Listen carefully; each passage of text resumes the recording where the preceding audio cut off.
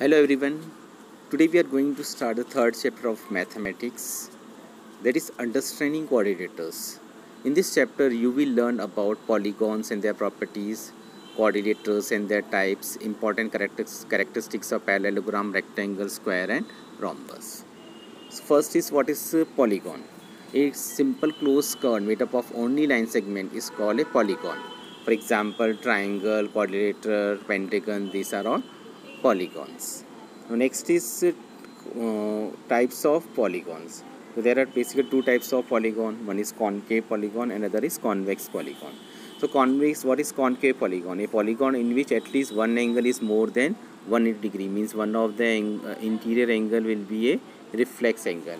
And one more thing is that if you want to draw the diagonals, so here diagonals, two diagonals will be formed and one will be outside the figure. So it is a concave polygon. Next is convex polygon, a polygon in which each angle is less than 180 degree. Here no angle is greater than 180 degree, and if you want to draw the diagonals, two diagonals will be formed, and these both the diagonals will be inside the figure. This is the difference of concave and convex polygon. Now regular and irregular polygon. A polygon in which all sides and all angles are equal is a regular polygon. For example, equilateral triangle, square means equilateral triangle, all sides are equal and each angle is also 60 degrees. So it is a regular polygon. Square is also a regular polygon. Now polygon which are not regular is called irregular polygons, means all sides and angles are not equal. So this is example of irregular polygon. Now in case of polygon of n side, if you want to find the sum of the exterior angles, this will be always equal to 360 degree, and sum of the interior angle will be n minus 2 into 180 degree. Now I will explain you how sum of the exterior angle is of a polygon is 360 degree. Now this is the triangle and sides are produced in order. So these three exterior angles are formed: angle 1, angle 2 and angle 3. So there's some, if you add them, angle 1 plus angle 2 plus angle 3, it will be 360 degree. Now in case of quadrilateral, if the sides are produced in order, so four angles are formed: angle 1, angle 2, angle 3 and angle 4.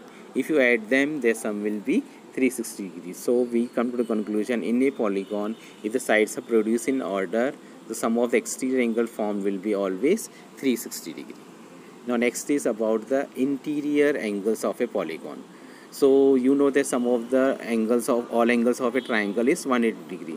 So with this help we can find the sum of the all angles of quadrilateral, pentagon, hexagon and so on.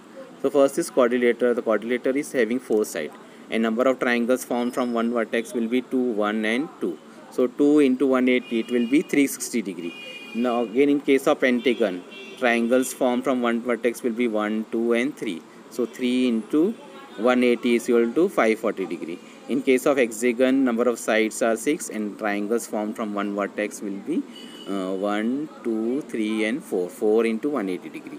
Similarly, in case of heptagon, octagon you can find, and in case of number of sides are n, so number of triangles formed from one vertex will be n minus 2.